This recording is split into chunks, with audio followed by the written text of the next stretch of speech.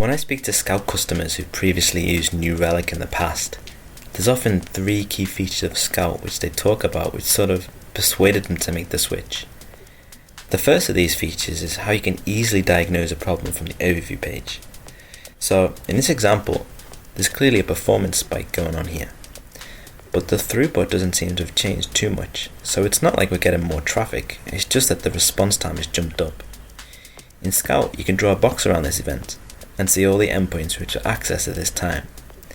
Now the box I drew above is shown as a blue box here, so we can compare the two and see that these 3 endpoints are all contributing towards this performance spike, so we can take a look at one. Now we can take a look at an individual web request, what we call a trace, and see that this one took a long time to run. It's clearly responsible. If we drill down, we can see that the bottleneck is an InfluxDB query, and in fact this is the exact line of code which caused that query to execute. So using this code and the context here, which you as a customer can define yourself, that should give you more than enough information to tune the application and make it run faster.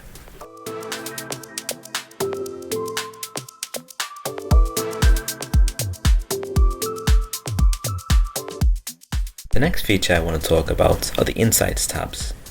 Now these are the low-hanging fruits of performance issues in your application.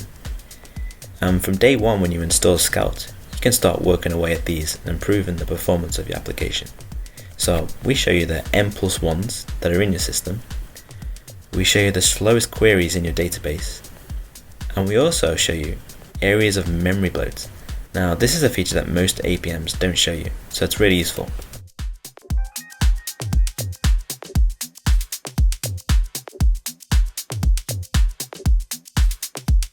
And the final feature I want to talk about is the Trace Explorer.